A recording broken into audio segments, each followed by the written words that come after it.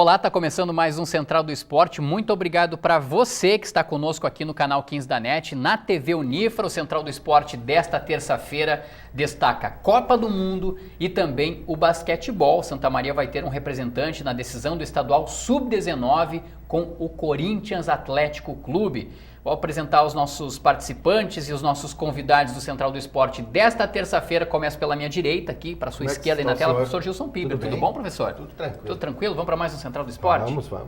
José Quintana Júnior. Tudo tranquilo, diretor? Feliz da vida, tirou uma nota legal numa prova lá hoje, está bem animado para o programa, Quintana? Feliz da vida em vários sentidos, né? Tirou até a barba. É verdade, olha aí, ó. Campeão da América, fiz cumprir a promessa, né? Depois de 4 anos tirei Promessa a barba. cumprida. Promessa cumprida.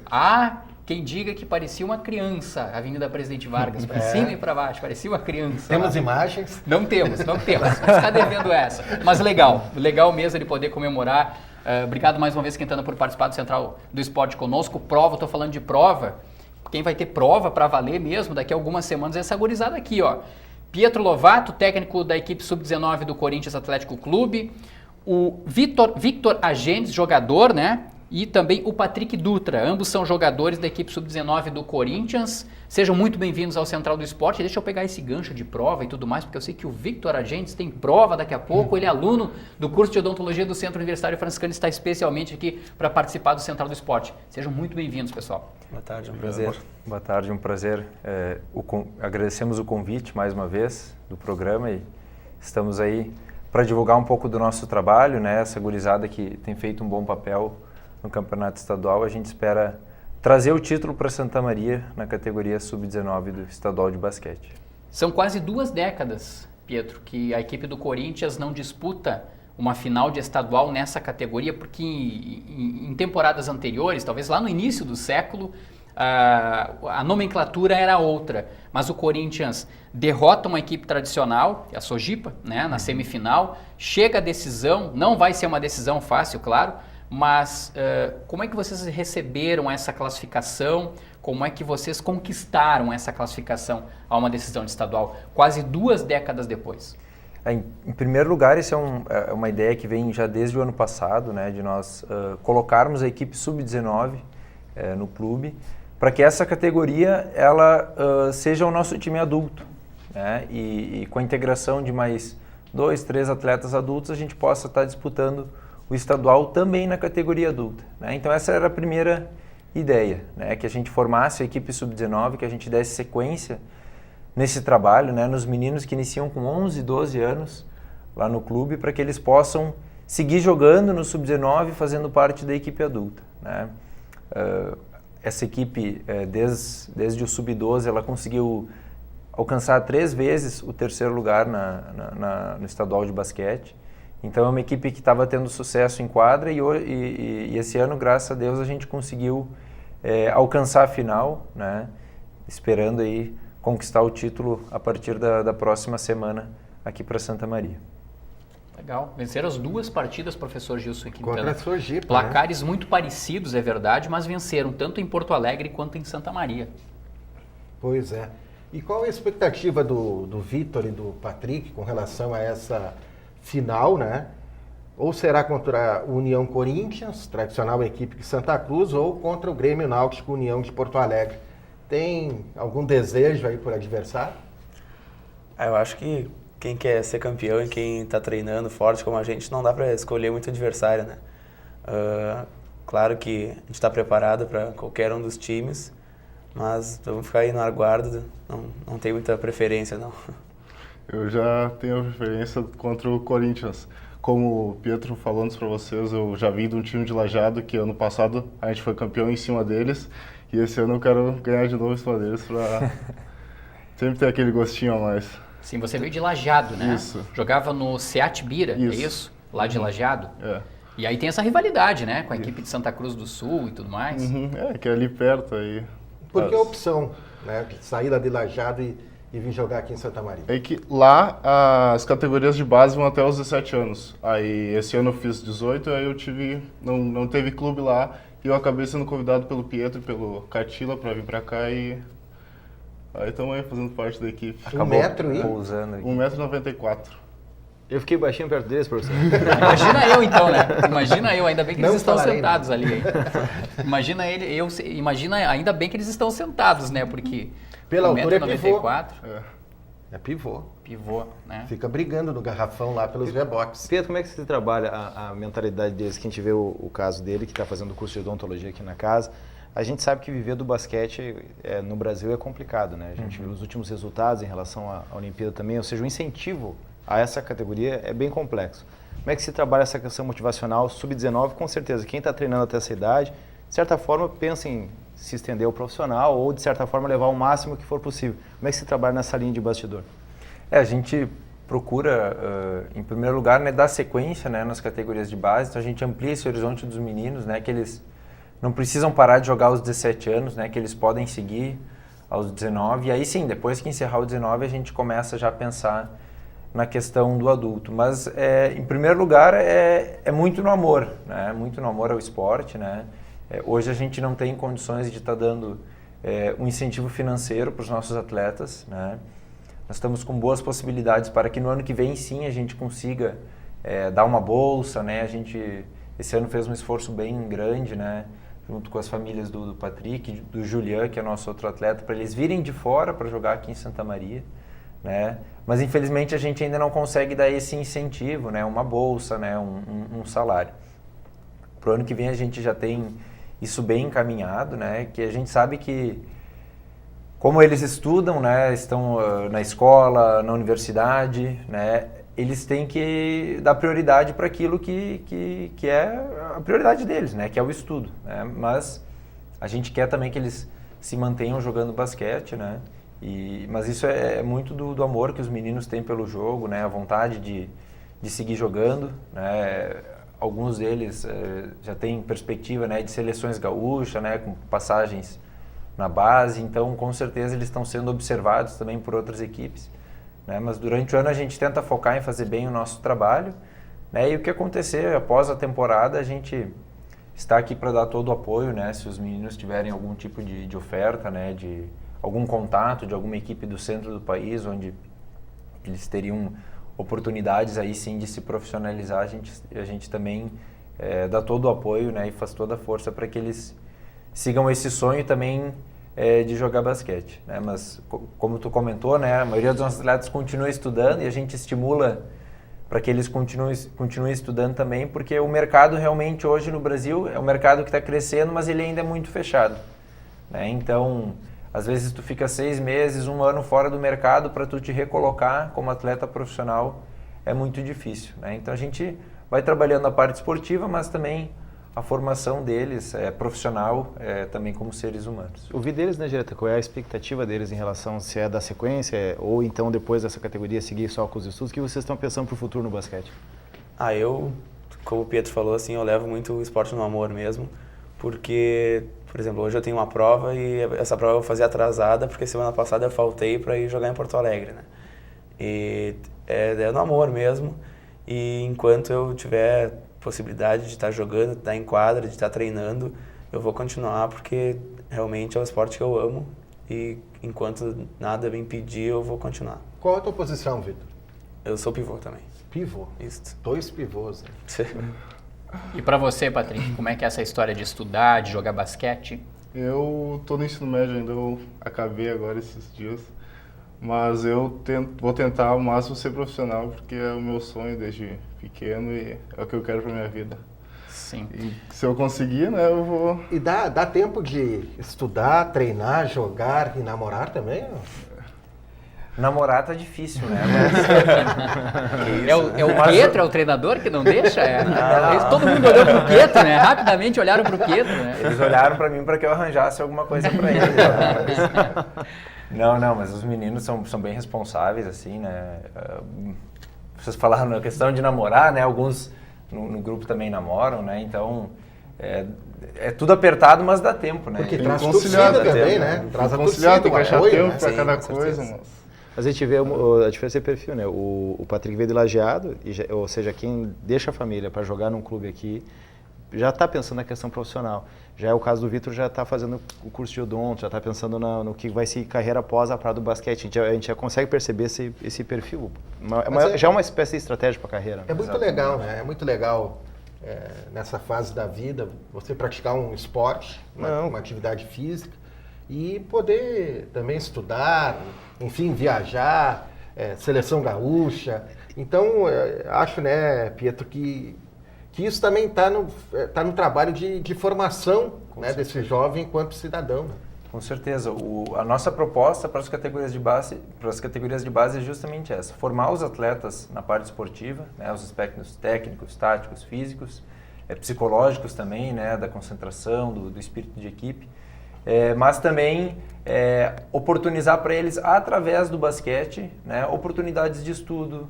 Nós tivemos 2 atletas hoje aqui do Corinthians que foram para os Estados Unidos, né, fazer o high school, né, buscar depois um college, né, uma universidade, pelo basquete. Né? Então, o que eles fizeram aqui no Corinthians abriu as portas para que eles tivessem essas oportunidades. Né? Nós temos também alguns atletas que conseguiram bolsas de estudo, né, em escolas aqui da cidade.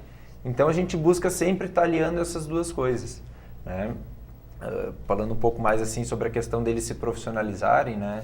Eu comentei no início do programa que a gente está buscando dar um incentivo financeiro para os meninos a partir do ano que vem. Essa é a nossa intenção, mas pegar os nossos atletas que são daqui, né, que estão na nossa categoria de base, depois que eles encerrarem o Sub-19, para que eles permaneçam no nosso time adulto, né, trabalhando, estudando, o que seja, mas também recebendo seu dinheirinho para jogar o basquete aqui no clube. Então essa é a nossa política, né, de valorização, né, dos rapazes que estão aqui desde os 11, 12 anos, né, e quando chega lá a cereja do bolo, né, aí a gente chega e traz gente de fora, né, então não, a gente busca, né, e está querendo, tá quase tudo certo, né, para que no ano que vem a gente consiga manter a nossa equipe adulta com atletas das nossas categorias de base, né, ou que vêm de fora, mas também ainda nas nossas categorias de base, né, que eles possam ter essa oportunidade de estar estudando e representando também a equipe do Corinthians e a cidade de Santa Maria. Legal essa ideia de vocês. Agora eu queria que tu falasses um pouco também, Pietro, a respeito da campanha de vocês para chegar até essa decisão.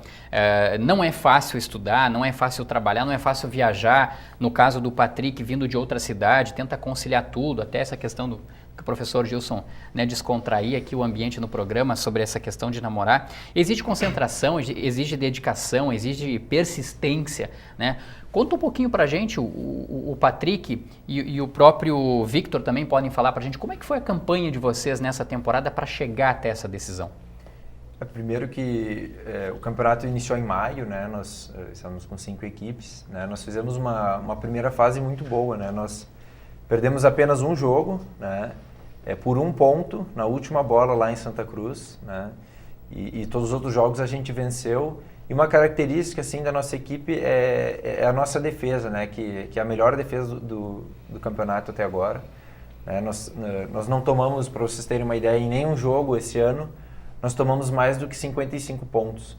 Né? E isso é um resultado muito bom. Né? Nessa semifinal, no primeiro jogo nós tomamos 52 pontos e no segundo nós permitimos ao adversário somente 36 pontos. Né? Então isso são alguns indicadores, né, que vão mostrando a qualidade, né, da nossa defesa.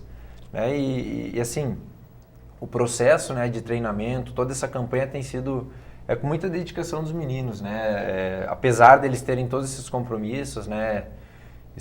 Escola, no caso do Patrick, universidade, também tem compromissos familiares e tudo mais, a equipe sempre se manteve treinando, né? Não tivemos nenhum tipo de quebra no treinamento, né? E aí, consequentemente, a campanha ela foi sendo construída, né? Até culminar nessa série semifinal de playoff, onde a gente apresentou o nosso melhor basquete, né, até o momento, e conseguimos vencer os 2 jogos. Os resultados se enquadram a 65-52 na primeira partida em Porto Alegre contra a Sojipa, depois 61-36 aqui em Santa Maria. Foi isso, né, Victor? Isso. Uhum. Eu acho que é fruto bastante dos nossos treinamentos, a gente tem treinado bastante e dentro de quadra o Pietro sempre fala pra gente pensar bola a bola, não pensar que a gente vai ganhar o jogo de uma hora para outra, não, vamos defender agora, depois vamos atacar e vamos fazer a sexta por sexta para chegar na nossa vitória. Não pensando lá na frente, sempre pensando em cada momento para que lá na frente a gente seja beneficiado com resultado positivo. Esse pensamento todo mundo compartilha? Isso mesmo. Acho que nosso trajeto vem tanto de dentro de quadra, como ele falou, que a gente pensa bola por bola, lance por lance, jogada por jogada, defesa por defesa, quanto fora de quadra também nossa convivência, nossos treinos, a descontração antes e depois do treino também, as horas que a gente brinca, nosso coletivo, tudo é fruto do empenho e tudo isso traz a... perdi agora. Ele está mais nervoso para dar entrevista e para participar do Central do Esporte, acredito, do que para jogar basquete lá, né? Com certeza. Só pegar a bola e jogar. Lá fica mais fácil, né? Mas o que importa são os resultados que eles atingirem em quadra. E até para a gente entender um pouquinho como é que funciona essa questão tática no basquete. Porque no futebol, por ser um esporte popular, as pessoas tendem a entender um pouquinho mais como é que funciona a distribuição tática, como que se faz o avançar das linhas, se tu quiser fazer a marcação na saída de bola, o recuar para defender apenas em um campo, né, e diminuir o espaço de ataque do adversário. No basquete, já que a característica do Corinthians é justamente a defesa. Como é que se formula essa questão tática, o pensamento de jogada? Porque existe a marcação individual, mas também existe a marcação coletiva, a movimentação dos jogadores. Como que funciona isso? Em primeiro lugar, digamos assim, uma âncora da nossa defesa, né, é a defesa de 1 contra 1. Né? Nós procuramos sempre defender uma defesa individual, né, com bastante pressão na bola, e nós procuramos fechar o meio da quadra. Né? Então, como nós temos as linhas laterais e linhas de fundo, a gente procura levar o adversário o mais longe da cesta possível. Alguns momentos do jogo a gente pressiona a quadra inteira, né, para diminuir a velocidade da transição do adversário, para que eles já cheguem na quadra de ataque um pouco mais desorganizados, né? Outros momentos nós recuamos um pouco mais a nossa defesa, né? Mas sempre tendo como base a defesa de 1 contra 1. Né? Quando os nossos atletas eles são batidos no 1 contra 1, a gente tem todo um sistema de ajuda, de rotações defensivas, para que a gente não permita cestas fáceis para o adversário. Né? Nós temos 2 pontos que nós enfatizamos bastante, né, que é não tomar cesta de transição, ou seja, no contra-ataque do adversário. Né? Então, para isso, a gente tem que diminuir o número de erros no ataque, né? Não entregar a bola de graça para o adversário, terminar sempre o ataque com um arremesso. Né? Em segundo lugar, voltar rápido, né, para evitar essa cesta de transição dos adversários. E o segundo ponto é a questão do rebote ofensivo. Né? A gente não permite rebotes ofensivos para o nosso adversário, a gente procura sempre ter o controle da bola assim que o adversário arremessa, e a partir daí a gente vai construindo a nossa defesa. O que a gente não pode é permitir cestas fáceis, né? Então o que a gente tem assim na nossa cabeça é fazer o adversário suar para poder pontuar na nossa defesa. É diferente do futebol, né? Como tu colocou o exemplo, né? O basquete, às vezes, por mais que tu faça uma defesa perfeita, né? O ataque ele pode ter vantagem, né? Pode colocar a mão na cara do atacante, ele arremessar a bola por cima de ti, meter a bola. Então, a gente procura justamente dificultar ao máximo, né, o aproveitamento do ataque. Então, nós temos, né, pontos da quadra onde a gente sabe que o aproveitamento é um pouco menor. Né, quanto mais a bola for para o fundo, a tendência é que o aproveitamento de quadra nos arremessos, finalizações, ele seja menor. Então, esse é algo que a gente tem enfatizado bastante. O Pietro é muito rígido nos treinamentos, nas cobranças, nos jogos. Eu acho que ele é rígido na medida, né? Eu acho que antes de tudo tem o respeito entre a gente.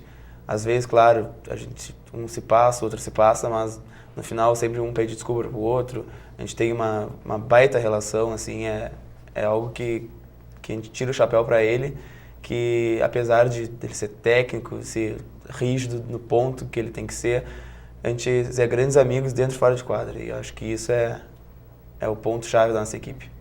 Ele é um parceiro, ele não tá sempre na medida. Ele xinga, ele cobra, como todo mundo tem que cobrar, a gente sabe que a gente tem que ser cobrado também para atingir os resultados, mas ainda é tudo amigo, a gente se abraça e sai bonito. Sai dando risada depois, né? Pois você traz a experiência de um outro clube, né, lá de Lajeado.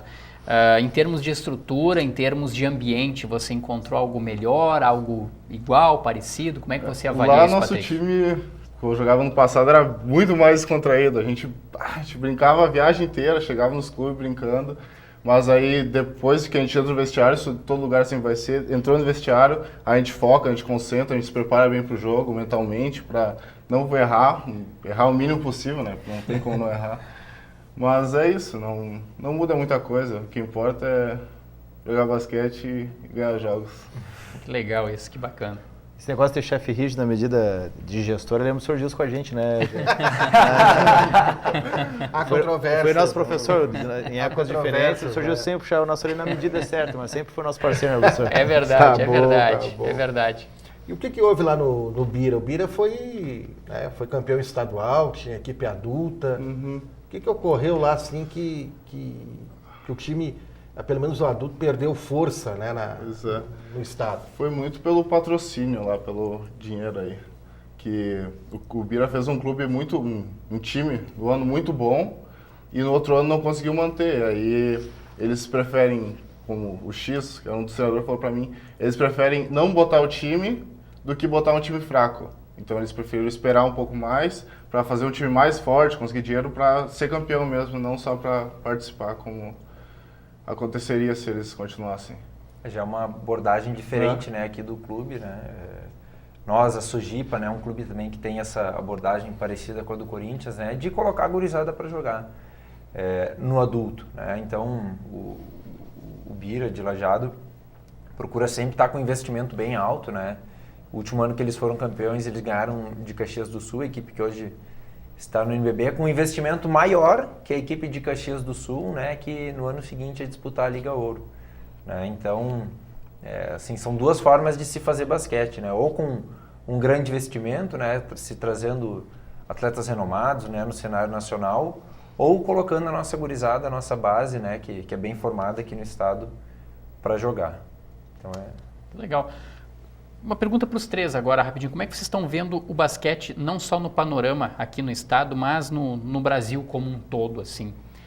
Eu acredito que vocês devam ter referências, que vocês acompanham, né, buscam referências e muitas vezes até na própria NBA, embora distante geograficamente, né, mas muito próxima por conta da tecnologia, por conta da televisão. Quais são as referências para vocês, Pietro, para você como técnico agora e para essa gurizada como jogadores? Hoje assim, como tu mesmo falou, né, a gente tem uma proximidade, a gente consegue conhecer muito, né, o basquete, né, nos 4 cantos do planeta, né.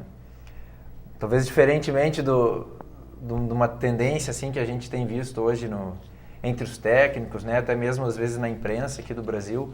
Eu não sou muito fã do basquete europeu, eu acho que ele se distancia bastante, né, do estilo de jogo e da característica do atleta brasileiro, que é muito mais parecido com o NBA. Né? Nós temos atletas atléticos, temos um jogo de muita velocidade. Né? Hoje a NBA está seguindo uma tendência, né, que o Brasil começou a colocar lá com o Pan-Americano de 87, com o Marcel, com o Oscar, que é a questão da bola de 3.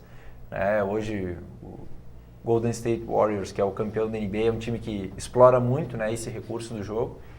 Então o Golden State é um time que eu acompanho bastante, que eu gosto, que está colocando algumas coisas novas, né? Trazendo certas coisas do passado, mas aperfeiçoando com mais intensidade, talvez com um pouco mais de defesa.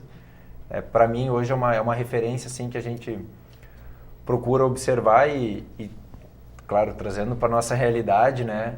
Adaptar, ver aquilo que serve para a gente, né? Mas para mim, pessoalmente, hoje, até por essa facilidade de acesso, a gente gosta de ver bastante NBA. E para vocês aí que são jogadores, buscam inspiração, quem são as referências? Curry ou LeBron James? LeBron James. Essa aí ficou fácil, né? Não, acho que é um grande ídolo, né? Mas a gente sabe que é bem distante da nossa realidade, mas a gente vai tentando fazer o mais próximo que eles conseguem, né? Mas eu acho que é isso aí, acho que também trazendo um pouco para a NBA, o nosso time se aproxima bastante do estilo de jogo do San Antonio Spurs, que no nosso time não tem ninguém que faça 50 pontos. No nosso time todo mundo cada um faz 10 pontinhos, e aí na soma de tudo a gente vai lá e ganha os jogos. Então não tem nenhum grande destaque individual e todo mundo é bem regular, assim. Também do San Antonio Spurs, que a grande característica deles é a defesa também. Exatamente. Eles são um time defende bem e joga mais em E contra-ataque. é um time que sempre chega, né? O San Antonio nas últimas... Ele tem um recorde histórico, né, em todas as grandes ligas americanas, né, incluindo o futebol americano, beisebol e hóquei, que eles estão há 20 temporadas com aproveitamento acima de 50%, né. Isso é uma consistência incrível, né, algo assim, se a gente pensa, é inimaginável, né. Como um time classificar 20 vezes seguidas, né, para Libertadores no futebol seria algo histórico, né, então eles têm essa consistência muito grande. É um dos times que também inspirou, né, o Golden State, que hoje é o grande expoente aí, junto com o Cleveland, da NBA. Então, assim, exemplos não faltam, né, na NBA. Mas o Corinthians é verde que nem o Boston, né? Também Tinha outro time histórico, né? A brincadeira que o time da Sergipe tinha um uniforme parecido com o Washington Wizards. Isso. Aí era Washington contra Washington e Boston, aham. né? E ali ficou. Eu vejo que eu tô ficando velho porque Deu Boston, né? eu parei na época do Orlando Magic e Chicago Bulls, né? Eu tava lembrando agora do Michael Jordan, Quintana. Lembrando Sim, desse do Michael tempo, Jordan né? do Chicago Bulls e no Orlando Magic era o Shaquille O'Neal. Isso, e eu lembrando também dos jogadores brasileiros, Marcel, o próprio Oscar, né? Outros jogadores, enfim, que Eu passo fizeram. brincando que eu sou mais jovem do programa, mas agora eu me entreguei, né? Agora eu me entreguei, né? Carioquinha, Nilo. Isso. O Marquinhos. Rubinho, se não estou enganado, tinha o Rubens, né? Pipoca. Rubinho também, enfim, uma galera ali. Pessoal, bom, a decisão, ela ainda não tem data para ocorrer, né? Ela deve ocorrer, acredito que antes do final do ano, né? Até pela temporada, mas muito provavelmente não no próximo fim de semana. Vocês aguardam, então, a partida entre União Corinthians de Santa Cruz do Sul e Grêmio Náutico União de Porto Alegre para decidir. Eles já jogaram uma primeira partida. Isso, eles jogaram a primeira partida, o União Corinthians de Santa Cruz do Sul venceu o primeiro jogo. Em Santa Cruz. Tá aí, Patrick, ó. Em Santa Cruz. Isso, hoje eles têm o jogo 2, né? E aí, se Santa Cruz vencer de novo, eles classificam. Se não, vai para o jogo 3, jogo decisivo, na quinta-feira. Sim. Então, provavelmente, nós vamos iniciar as finais na semana seguinte. Sim. Após segunda, terça-feira, a gente ainda não tem a data correta, né? Vai depender... Como as duas equipes estão também no playoff do Sub-17, Perfeito. então não pode dar essa coincidência de datas também, então a gente está no aguardo, mas acredito que semana que vem nós vamos iniciar essa série final. E provavelmente comece num fim de semana essa decisão, ou ela pode começar durante a semana mesmo? Pelo que eu estou vendo, acho que vai ser em dia de semana, né? Sim. Inicia, mas nós vamos jogar o primeiro jogo fora de casa. É isso que eu ia perguntar, com o primeiro jogo Isso, fora de Santa Maria. Primeiro jogo fora e aí nós jogamos as duas partidas, a terceira partida se necessária, a segunda e a terceira se necessária aqui em Santa Maria. Sim. Qual é o resumo que dá para fazer até agora do ano do Corinthians, envolvendo todas as categorias? É um ano muito bom, né? Nós tivemos, além dos resultados das equipes, né? O Sub-13 foi quarto colocado, o Sub-17 e o Sub-15 ficaram em quinto colocado no estadual. O Sub-19 nós estamos agora na final, né? Já garantimos o segundo lugar. O adulto nós ficamos em quinto também no estadual. Então é um ano que no geral ele é bom, né? Nós tivemos também bastante atletas convocados para seleções gaúchas, né? E isso é um atestado, né? Da qualidade do trabalho dos meninos, né? Das nossas comissões técnicas, né? Mas é uma coisa assim que a gente sempre comenta entre a gente, né? O trabalho ele continua o mesmo, né? Todos os anos, né? E tem anos que a gente tem resultado, tem anos que a gente não tem, né? Mas a gente procura manter sempre o mesmo, né? Então, esse ano a gente está tendo aí a alegria, né, de ter a equipe Sub-19 nas finais. A prata já está garantida. Né? Exatamente, né? A prata já está garantida, mas eu acho Ninguém que se a gente quer a prata, saísse com a né? prata, a gente ficaria Só bem pra bem provocar chateado, eles, né? Ficaria bem chateado, mas a gente sabe que também já é um feito, né? Tu chegar numa final. De todas as equipes, nós somos a equipe que tem o menor investimento, né? Então, isso também é um grande resultado, né, para os meninos, né, e para o clube como instituição. Tem uma pergunta que não pode faltar. E o Catila? Ricardo Leal? Ricardo Leal. O Catila, então, é o nosso coordenador, né, do Corinthians. Esse ano ele acabou ficando com a equipe Sub-15 e pediu para se ausentar da equipe Sub-19 adulta porque ele está estudando, né, está fazendo mestrado aqui no Centro Universitário Franciscano. Então ele acabou estando mais nesse trabalho de bastidor, né, ajudando bastante na gestão, formando bem os meninos do Sub-15, né, que foi uma categoria que teve uma evolução gritante, né, do último ano até esse ano. Né, então, Que história é essa do Catilinha? nós temos o Catilinha também, que é o sobrinho do Catila, né, o Leandro, herdou o apelido do tio, né, e também a característica física. É igual. Igual. Eles parecem Só falta pai e barriguinha de filho, né, cerveja. apesar de ser tio e sobrinho. E uma semelhança física muito grande. Ele é técnico hoje do Sub-13 e do Sub-12 do Corinthians e também é atleta da equipe adulta. Um dos nossos 3 atletas adultos que complementam a equipe Sub-19. É um legado para as próximas gerações, Que legal, né? né? Sucesso ao Catilinha, então, né? Que feito os feitos do tio, né? Sucesso para vocês também, gurizada. A gente agradece muito a presença de vocês aqui no Central do Esporte. Uma boa sorte nessa decisão do Campeonato Gaúcho masculino Sub-19, né? Que o Corinthians consiga atingir o objetivo dele. Acredito que o primeiro objetivo já foi atingido, que foi chegar à decisão, né? Participar da competição já é muito importante. Mas chegar a uma decisão quase 2 décadas depois, tendo a oportunidade, inclusive, de ser campeão, acho que isso mexe muito com os brilhos. Eu percebo isso principalmente no Patrick ali, né? Eu quero ser campeão, eu quero vencer, né? O Pietro falou em Santa Cruz, ele só fez assim. Exato. Fica toda essa rivalidade, né? Traz toda essa energia aí. Agradecer ao Pietro, agradecer também ao Victor e agradecer ao Patrick, então, a participação de vocês aqui no Central do Esporte. Muito obrigado, hein? A gente também agradece. Obrigado. E o Victor é uma boa prova, né? Vai sair daqui Exato. do Sai daqui, vai rápido pro curso de odontologia já fazer uma prova aí.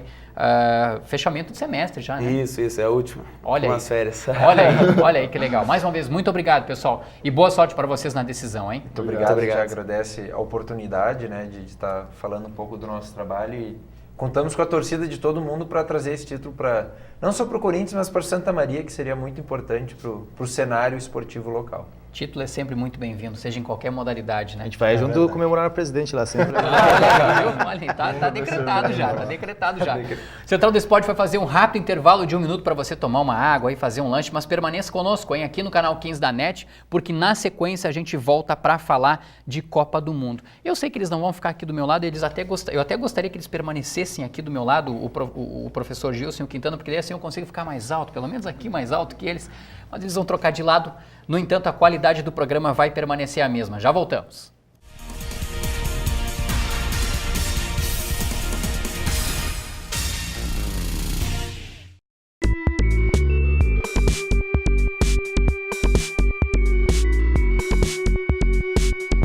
Então, verão está chegando. O que comer? O que beber? Nada daquela bebida lá que todo mundo costuma tomar, que faz uma espuminha. Vamos tomar suco de limão, suco de acerola, suco de maracujá ou um suco de abacaxi com hortelã. Eles são extremamente refrescantes. Então, se eu quiser tomar, o suco seriam esses.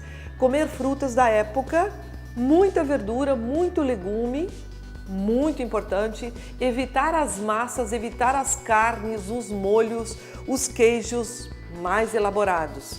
Então, coma bem, coma no verão, frutas, verduras, legumes, muita água, suco, somente os refrescantes.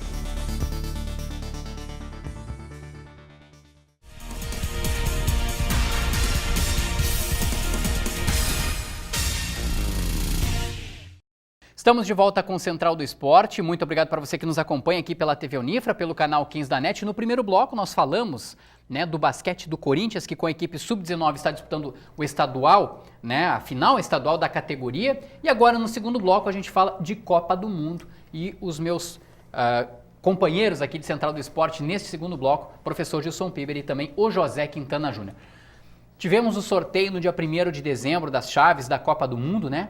Todas as seleções ali já definidas, do grupo A ao grupo H. Vamos dar uma olhada nos grupos, pessoal, e vamos ver o que vocês acham, o que vocês opinam. Começamos pelo grupo A. Grupo A tem a Rússia, né? A Arábia Saudita, o Egito e o Uruguai. A Rússia porque é o país sede, né? Essas 4 seleções. E no grupo B, Portugal, Espanha, Marrocos e o Irã. Me parece que o grupo B muito mais equilibrado do que o próprio grupo A. Acredito que a Rússia passa nesse grupo A junto com o Uruguai. É o que se projeta, né? Se projeta, eu coloco aí o Egito como zebrinha aí no grupo A. E no grupo B, Portugal e Espanha, né, são os favoritos, vão estrear já se enfrentando, né? E o Irã, eu acho que vai tentar estragar a festa de alguém aí. Difícil saber quem fica em primeiro nesse grupo B, hein? Olha, vai ficar em primeiro quem ganhar o jogo de estreia, né? Parece incrível isso, mas já é uma decisão que Não, tem. é um confronto, é um clássico, né, Gereta? E é interessante porque os dois grupos se cruzam nas oitavas de final, né? Então, esse confronto provavelmente significa escapar, inclusive, da própria Rússia numa possível eventual oitavas de final, porque pelo fator casa, eu levo muita fé na seleção uruguaia. Eu acho que na Copa do Mundo ela tende a crescer, embora eu acredite... E é melhor que a Rússia. Eu também acho. E eu acredito que o grupo precisa dar uma renovadinha. Tá com um grupo um pouquinho muito semelhante à última Copa aí, no time mais velho. Mas é um time melhor que a Rússia, só que a Rússia vai jogar em casa. Então, no confronto direto, por esse fator, acredito que a Rússia seja a favorita. Até porque a Rússia joga aquele futebol que a gente considera um futebol feio, né? Aquele futebol mais engessado, mais duro, uma marcação muito, muito firme, muito forte, um futebol mais de bola aérea. Mas eu acredito que por jogar em casa, talvez isso venha influenciar um pouco, né? Agora, quando o incrível é que Portugal e Espanha foi o primeiro time que saiu no sorteio foi a Espanha. E tradicionalmente a grande rivalidade entre os dois países, né, Portugal e Espanha, desde a época das grandes navegações, né? Isso se traduziu também no futebol, né? Vai ser um jogo bastante interessante, mas os times na sequência que acabaram sendo sorteados, Marrocos e Irã, acabaram deixando os dois como franco favoritos para a classificação. Né? Sim, os dois países da Península Ibérica aí tem tudo para fazer um grande confronto já nos primeiros jogos da Copa do Mundo aí pelo Aliás, grupo B. Não tem nenhum grupo da morte esse ano, né, professor?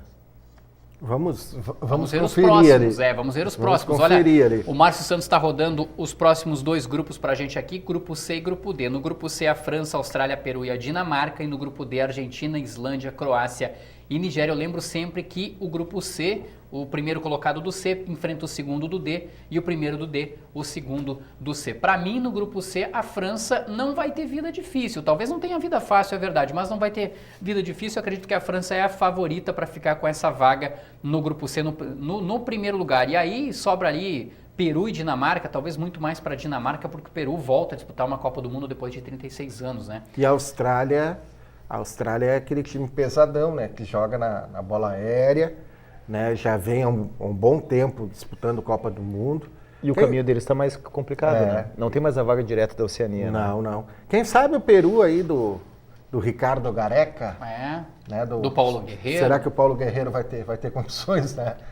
Até lá, né? Ah, verdade. Até o resultado do julgamento está para ser nos próximos dias. Farfran, né? O jogador aí que andou fazendo os gols na sim. Mas na repescagem, né? Mas a seleção peruana vem jogando um bom futebol direto. Contra a Colômbia, no jogo da classificação. Não por acaso chegou à Copa do Mundo, né? Quem sabe pode surpreender o Peru, né? A França melhorou muito. Foi um time que renovou, tem algumas boas opções. Mas eu não vejo a França com tanta facilidade nesse grupo. A Dinamarca sempre é um time complicado de enfrentar. O Brasil, nas últimas vezes que enfrentou a Dinamarca, a Copa do Mundo, sempre foi um jogo ruim, foi um jogo difícil. A Austrália, como disse o professor, não é um adversário fácil. A gente viu aqui na Copa do Mundo no Brasil. Quem enfrentou a Austrália no Beira-Rio não foi a própria França? Que foi um jogo só de golaço, foi um jogo muito bonito de assistir. Holanda? Acho que foi a Holanda, tem razão. E a própria Austrália escapou de ganhar da Holanda. Se não estou enganado, chegou a estar à frente do placar. Inclusive foi um golaço, foi um jogo aqui no estádio Beira-Rio, no Rio Grande do Sul. Então, eu acho que não vai ser tão vida fácil assim. Sim. Esse grupo eu acho que é... O senhor acha que esse é o grupo da morte? Encardido, hein? Argentina, Islândia, Croácia e Nigéria. Argentina e Nigéria começa a se transformar historicamente em um confronto quase que de rivalidade em Copa do Mundo, né? Verdade. Porque vira e mexe se enfrentam, né, em Copas do Mundo e não por acaso também já decidiram inclusive a medalha de ouro, né, nas Olimpíadas. Em 96. Então tem muito disso, assim, a Argentina e Nigéria começam a se criar aí A Islândia classificou direto, né? Eu ia dizer, a Islândia é a Chapecoense da Copa do Mundo, né? Um país pequeno. E a Croácia vem se mantendo também. Claro que pegou a Grécia, né? Não teve muita dificuldade, definiu o confronto na primeira partida. Então, olha, é um grupinho encardido. Não, o professor tem razão. Esse talvez seja o grupo mais equilibrado, porque a Islândia ela é uma aposta, mas já é uma espécie de realidade. Olha até onde ela foi na Eurocopa, né? E a Croácia sempre também é um adversário muito ruim de enfrentar. O Brasil, se não me engano, enfrentou na Copa de 98. A Croácia fez semifinal com a França, inclusive. Isso, em 98, exatamente, né? exatamente. Então ela tem uma certa tradição. E time africano sempre, os africanos nunca jogam preocupados com marcação. Eles sempre jogam de forma ofensiva. O famoso jogo faceiro, né? Exato. Então eles sempre levam um certo perigo. Então é um grupo que vai ser interessante. Os jogos A desse Argentina grupo tem a obrigação de classificar, né? Vamos combinar. Agora acho que não vai ter vida fácil. O não. Sampaoli, técnico da seleção argentina, já falou isso, né? Ele não considerou o grupo da Argentina fácil, muito pelo contrário. Ele disse que o grupo da Argentina é um grupo difícil, mas que dá para buscar a primeira posição. Mas pensando no retrospecto, Jareta, da Argentina nas eliminatórias, onde se classificou no último jogo, dependeu do último jogo, de um jogo onde o Messi fez de tudo, né? Até o árbitro do jogo foi o nosso santamarense aqui, o Anderson Daronco. Baseado no retrospecto, nas eliminatórias, a Argentina vai ter dificuldade. Não vai ser fácil. Adiante aqui nos próximos grupos E e F. E aí a gente chega no grupo do Brasil, né? Brasil, Suíça, Costa Rica e Sérvia. No grupo F, Alemanha, México, Suécia e Coreia do Sul. Meu Deus do céu, nas oitavas de final. Se Brasil ou Alemanha não chega a confirmar a primeira posição, a gente tem o clássico Brasil e Alemanha já ali para sacudir as oitavas de final. Será que teremos oitavas de final com Brasil e Alemanha? É difícil, né? O Brasil saiu fortalecido, né, das eliminatórias, depois que o Tite assumiu, colocou, né, a equipe nos trilhos. A Suíça é uma seleção enjoada, reúne jogadores aí de vários países, né, que foram naturalizados. A Costa Rica, né, já esteve mais badalada, né, mas fez um bom papel na Copa de 2014. A Sérvia é uma equipe que tem a tradição, né, no futebol mais técnico também. Então vai ser uma disputa bonita ali. O Brasil também tem a obrigação de avançar em primeiro. Agora, né, ninguém morre na véspera, né? Os adversários vão especular contra o Brasil aí. Parece que o Brasil consegue daqui a pouco encaminhar, Quintana, desculpe interromper, uma classificação muito bem encaminhada daqui a pouco contra Suíça e Costa Rica e faz um jogo mais tranquilo contra a Sérvia. Eu acho que até a ordem dos adversários, de certa forma, ajudou um pouquinho o Brasil, porque se o Brasil sai largando, jogando um primeiro jogo contra a Sérvia, eu acho que a situação poderia ser pior. Nós estávamos falando, com quem o Brasil estreou na Copa do Mundo de 2010? Perdão, aqui no De 2014? 2014. Foi contra a Croácia, não foi? Eu ia dizer, eu estava falando do Brasil enfrentar em 98, agora o Brasil enfrentou recentemente a Croácia em Copa do Mundo, a gente estava falando do grupo da Argentina anteriormente. Direta, depois acho que a gente vai falar mais do Brasil, acredito, né? Sim. Depois de passar grupo a grupo. Eu penso que o Brasil tem a obrigação de garantir o primeiro lugar se o Brasil de fato está indo brigando por alguma coisa nessa Copa do Mundo. É um grupo que não, por mais que a gente venha dizer que o adversário A ou B possa ser complicado, nenhum desses adversários vai disputar o título da Copa do Mundo, isso é certo. Nem Suíça, nem Costa Rica, nem Sérvia. Então, se o Brasil é um candidato ao título, o Brasil obrigatoriamente tem que passar em primeiro nesse grupo. Interessante o grupo F, Gerete, isso que tu falaste da possibilidade de Brasil e Alemanha, com exceção da Coreia do Sul, Suécia e México, não são adversários fáceis, né, professor? Não. E vão brigar pela segunda vaga, eu acho. Exatamente. E a Alemanha, se a gente lembrar bem, o único jogo fácil da Alemanha na Copa 2014 foi contra o Brasil. A Alemanha passou muitas dificuldades nas oitavas de final. Lembra, foi contra a Argélia? A Argélia, e também foi aqui, Beira-Rio. foi no estádio de Beira-Rio, no Rio Grande do Sul.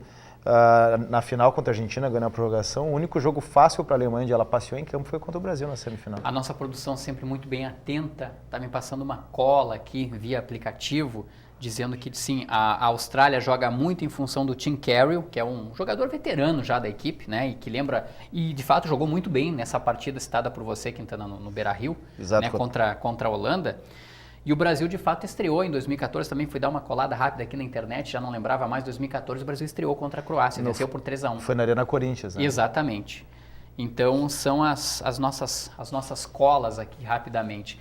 Esse grupo F com a Alemanha, com o México, com a Suécia e com a Coreia do Sul, me parece um grupo bem equilibrado também, embora eu acho que a Alemanha destoe das demais equipes. Confesso para vocês que eu não sei com quem ficaria essa segunda vaga no grupo F e que provavelmente seja o adversário do Brasil nas oitavas de final. Porque a Coreia do Sul tem uma situação de ter disputado uma semifinal já de Copa, se não estou enganado, em 2002. Em 2002. Né? A Suécia já foi vice-campeã em 58, já disputou inclusive com o Brasil em 94, uma semifinal. Ficou de fora da última Copa por um detalhe, né? Portugal eliminou a Suécia.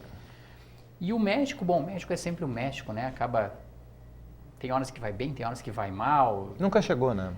Mas sempre uma seleção promissora. Me parece que fica indefinida essa segunda vaga do Grupo F e provavelmente o adversário do Brasil. Assim queremos, né?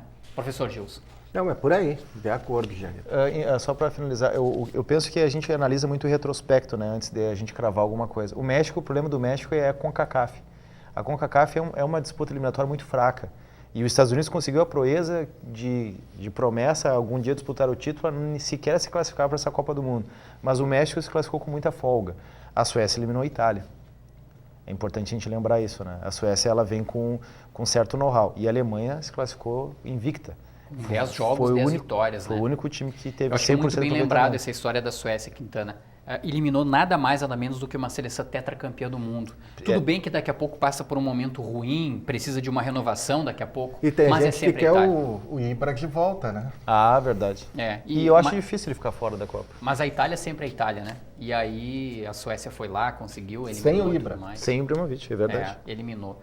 Então fica essa expectativa aí, tomara que a gente não tenha Brasil e Alemanha nas oitavas. Eu digo tomara porque seria legal daqui a pouco uma semifinal, né? Um jogo bem mais decisivo. As oitavas de final acho que não cola muito não para Brasil e Alemanha, Mas ninguém pode vacilar, né? É verdade, se houver vacilo. Os próximos grupos agora fechando então, grupo G e grupo H, a Bélgica, o Panamá, a Tunísia e a Inglaterra no grupo G, e no grupo H, a Polônia, Senegal, Colômbia e o Japão. Para mim, o grupo, não vou dizer o grupo mais fraco, acho que quem chega a uma Copa do Mundo não chega com uma seleção tão fraca assim, mas o grupo tecnicamente mais vulnerável, vou dizer assim, mais tranquilo, para mim está nesse grupo H, e Polônia, Senegal, Colômbia e Japão. Né? O grupo G com a Bélgica que está naquele hall de seleções que de fato nunca disputou uma decisão de Copa do Mundo, mas já chegou às semifinais. E aí eu coloco a Bélgica meio naquela situação meio de uma Holanda, assim, né? Que sempre chega, incomoda, mas não confirma. Eu acho que a Bélgica tem valores melhores que a Inglaterra, tecnicamente. Né? O Balói vai à Copa do Mundo. Balóias Grêmio. Pelo Panamá. A Tunísia, né, a gente sabe pouco. Panamá que eliminou os Estados Unidos, né? É verdade. Bélgica e Inglaterra aí nesse grupo. Então, os possíveis classificados. O grupo H, Rogério, eu vou discordar de que eu acho que é um grupinho encardido, hein? É um grupo muito equilibrado, né? Porque a Polônia vem bem, tem o Lewandowski, né? Tem uma equipe bem montada. Senegal, sempre tem uma surpresa africana. Que eliminou a França em 2002. E que pode ser Senegal. Pode ser Senegal. A Colômbia começou bem a eliminatória sul-americana, depois caiu um pouquinho. E o Japão, né, parece brincadeira a gente falar, né, mas sempre está naquele processo de evolução. É verdade. Então acho que não é surpresa nenhuma aí se classificar a Polônia e qualquer uma das outras três seleções. Claro que eu vou torcer pela Colômbia, né, por ser sul-americana, tem um futebol bonito, vistoso. Agora Senegal e Japão vão vender caro. Eu fecho com o Sr. Gilson. A desclassificação aí, hein? A Colômbia e o Chile, elas arrancaram até com certo favoritismo pós-Copa do Mundo 2014, arrancada para 2018. O Chile sequer está indo à Copa do Mundo, né? E a Colômbia, ela deu uma caída bastante grande. Os seus valores individuais, como o próprio Falcão Garcia e o James Rodrigues, eles não estão no mesmo nível técnico que estavam em 2014. Sim.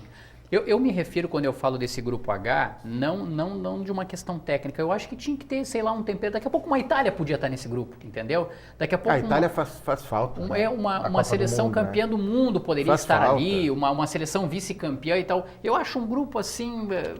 Falta alguma coisa nesse grupo para ter um tempero, sabe? Para ter por exemplo, nesse grupo G a gente sabe que a Inglaterra já foi campeã mundial, né? E vem de certa forma numa ascensão, e tem a Bélgica que sempre joga, não confirma título, mas joga, né? Tem uma geração de craques. Agora eu achei esse grupo H um pouco morno demais, assim. Para muitos jogadores da Bélgica vai ser a última Copa também, né? É verdade. Agora, falta o tempero. Jareta colocou a expressão correta nesse grupo tempero, H. Sabe? Falta aquela coisa assim, aquela competitividade. Não tirando o mérito de uma Polônia que por méritos chegou, a própria Colômbia, né? O Japão, que já disputou algumas Copas e tudo mais, mas eu acho que falta aquele tempero, falta alguma coisa ali para do tipo, olha, tem a seleção tal ali naquele grupo. Mas, Jareta, tu sabe que eu entendo, mas não querendo ser do contra, eu acho que É a forma mais democrática. A Europa tem os maiores valores do futebol. Se a gente parar a pensar, quem são favoritos, a Holanda está fora da Copa do Mundo também, dessa vez. Daqui a pouco a Holanda poderia Mas estar nesse grupo, sabe? Holanda, Itália, França, Inglaterra, Alemanha, Portugal, Espanha, a gente sempre coloca esses países como candidatos ao título. Então são seleções muito fortes. Se a gente for pegar qualquer outro continente, não tem isso. Aqui na América do Sul, geralmente o Brasil e a Argentina são apontados como favoritos. Na Ásia, ninguém. Oceania, menos. Né? África sempre incomoda, mas a gente nunca aponta um time africano como favorito a uma Copa do Mundo. Então, se a gente for para pensar em termos de continentes, embora a América seja um continente só, a CONCACAF, a distribuição é diferente, nem México nem Estados Unidos, e esse ano os Estados Unidos não foi para a Copa. Como a Europa possui as principais entidades, os principais países em termos de concorrência ao título, a distribuição das eliminatórias é muito complicada. Então, de certa forma, é uma forma justa, eu penso assim. Então, se a Itália não teve competência para estar na Copa do Mundo, e muito menos a Holanda... Copa do Mundo, tal qual a Holanda, né? Exato. Não, fecho contigo nessa opinião, sem dúvida nenhuma. Eu me refiro a essa questão do grupo em si, eu acho que faltava alguma equipe ali para dar um tempero diferente, sabe? Do tipo, olha, essa aí pode destoar. Não que a Polônia não possa ser essa seleção, entendeu? Eu acho que faltou só um pouquinho, talvez uma seleção de mais tradição. No fundo, me parece, e é o que vocês falaram, é um grupo extremamente equilibrado, onde daqui a pouco nenhum nem outro vai destoar. Mas, enfim, eu acho que faltou ali uma Holanda, faltou, sei lá, uma Espanha. O que eu lamento, né? Faltou futebol para a Itália chegar, né? E nós estamos na quarta região, né, da colonização italiana aqui no estado, né? Para quem os italianos vão torcer, né? Estou me lembrando lá do pessoal de Faxinal, Silveira Martins, Nova Palma. Caxias, onde vocês têm bastante identificação. Caxias do Sul, a Serra Gaúcha, né? Para quem eles vão torcer, né? Eu acho que é uma perda muito grande para a Copa do Mundo. Eu fico espiando o reloginho durante o programa, as pessoas, no caso aqui, o Quintana tanto de hora para a esquerda, o reloginho, estou espiando ali, que está acabando o programa. O Brasil não pode cair no oba-oba de novo. Todas as vezes que o Brasil vai no oba-oba de favoritismo, de termos o melhor time, os melhores jogadores, 2006, 2014 está aí para provar. Se começar com essa história de Gabriel Jesus, Neymar e não sei o que, o Brasil é favorito, menos, sabe? O favorito é a Alemanha. A gente tomou um laço muito forte. Eu coloco Alemanha e França. Alemanha, França, a Argentina vai vir forte, né? E o Brasil fecha o grupo desses quatro aí. A França tem um belo time. Há reclamações com relação ao trabalho do técnico, né? Mas a França tem um belo time, a Alemanha é favorita, né? E a Argentina, olha, a Argentina cresce muito, né? Depois da dificuldade. A Argentina é um fenômeno estranho, eles têm valores individuais talvez melhores que até o próprio Brasil em termos de nomes individualmente. O coletivo demorou para acontecer nessas eliminatórias.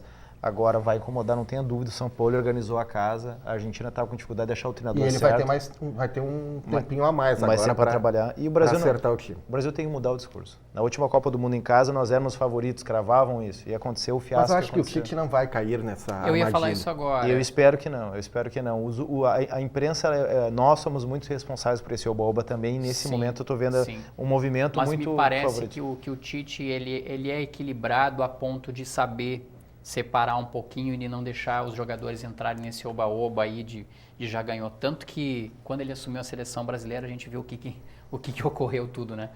Pessoal, tá encerrando o Central do Esporte, passou muito rápido esse bloco sobre Copa do Mundo. A gente vai falar mais sobre Copa do Mundo, sem dúvida nenhuma. Tem todo 2018 aí pra gente falar e repercutir. Nós voltamos na próxima terça-feira. Quero agradecer ao professor Gilson Piber, José Quintana Júnior também pela análise da Copa do Mundo, pela participação no primeiro bloco também com o pessoal do Corinthians Atlético Clube, né? Um grande abraço a todos, nós voltamos na próxima terça. Até lá!